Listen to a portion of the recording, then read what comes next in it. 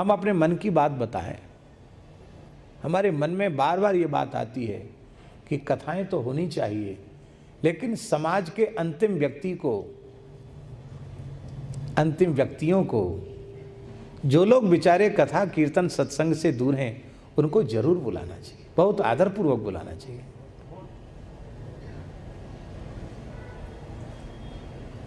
उनका दोष नहीं है, दोष हमारा है। हमने उनको गीता भागवत रामायण में क्या लिखा हमने सुनाया कब उनको?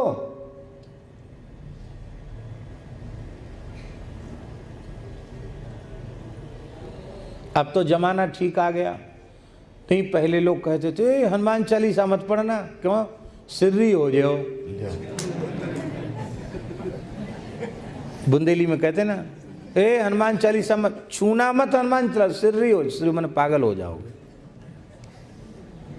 कहाँ तो बल बुद्धि विद्या देह में हरऊ कलेश विकार।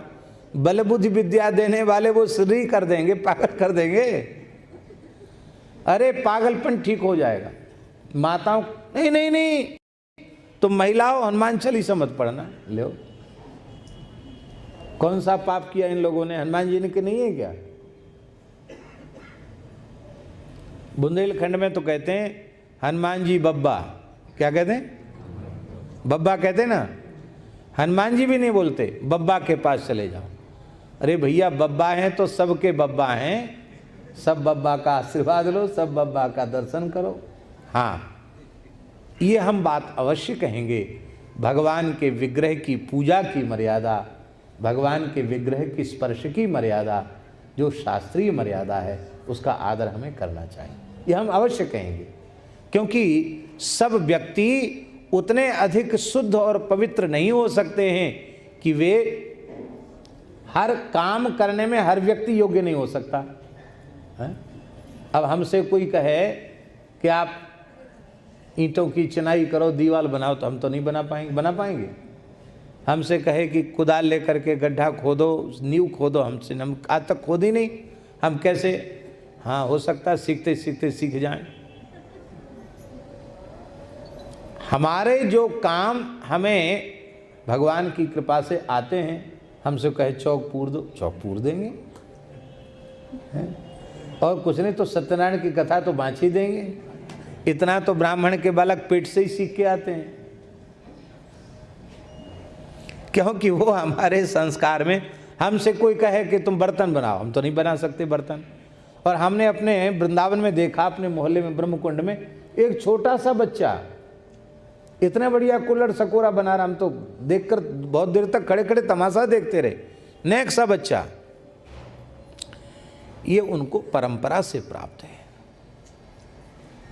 हम अपनी परंपराओं का आदर करते हुए भी किसी के प्रति वैमनस्यता का भाव, किसी के प्रति द्वेष का भाव, किसी के प्रति घृणा का भाव न रखें हैं?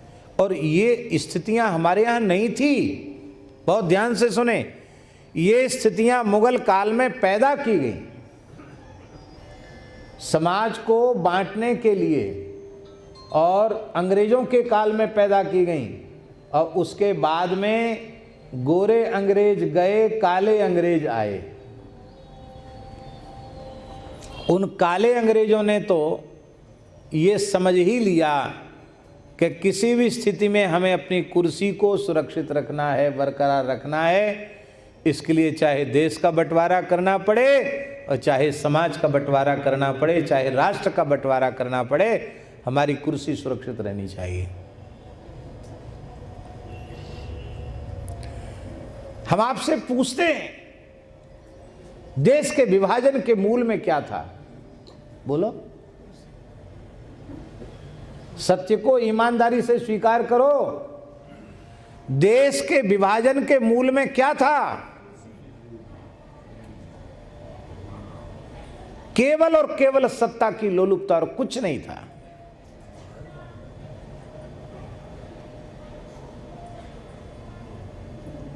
जो व्यक्ति विभाजन का पुरोधा था वो कुछ महीनों बाद मर गया। हाँ, नाम क्यों लें हम? कुछ महीनों बाद मर गया।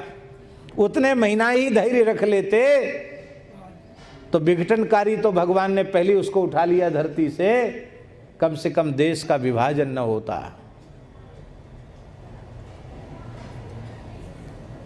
अब यदि हम नहीं संभले तो फिर स्थिति विकट होगी। इसलिए किसी का भी, और बड़ी विचित्र बात है, खुल के बोल रहे हैं, वही व्यक्ति जिससे हम थोड़ी घृणा का व्यवहार कर रहे हैं, वही व्यक्ति मुसलमान हो गया तो हमारे घर में घुस गया, चचा हो गए। अब वही ईसाई हो गए तो भाई साहब हो गए, फादर हो गए, तब भीतर घुस गए। और वो हिंदू है तो हम उसका तिरस्कार कर रहे हैं। नहीं, ये अपनी बुराई को स्वीकार भी करो, इसको दूर भी करो, उनको व्यसन मुक्त बनाओ, उनको अच्छे संस्कार दो। वो गंदी चीज़ों में पड़े हैं खाने पीने के, उनसे बचें, उनको छोड़ें। और हमारा ये अनुभव है, आप बुरा नहीं मानना, हमारा ये अनुभव है उन लोगों के ऊपर सत्संग का प्रभाव ज़्यादा है। उसकल्ली गांव, जंगल का एक गांव, उस गांव में महाराज कथा हुई। कथा कराने वाले एक तिवारी जी हैं, वो थे। तो वहाँ लोगों ने कहा महाराज ये जंगली लोग गाय पकड़ करके लदवा देते हैं। और वहाँ जंगली लोग कथा सुनने, आप थे उस कथा में? नहीं थे। उस कथा में आए महाराज, उन्होंने जो पकड़ने वाले थे गाय तस्करी में, वो सब उन्होंने रास्ता ही बंद कर दिया। और आज उस जंगल में विशाल गौशाला चल रही है। लोगों ने, हमारी इतनी कथाएं हुई पर जितना प्रभाव उस जंगली गांव में कथा का हुआ, जंगली लोग गो भक्त बन गए, गो उपासक बन गए। बड़े शहरों में उतना लाभ नहीं होता। अच्छे संस्कार, सबको कथाएं सुनानी चाहिए।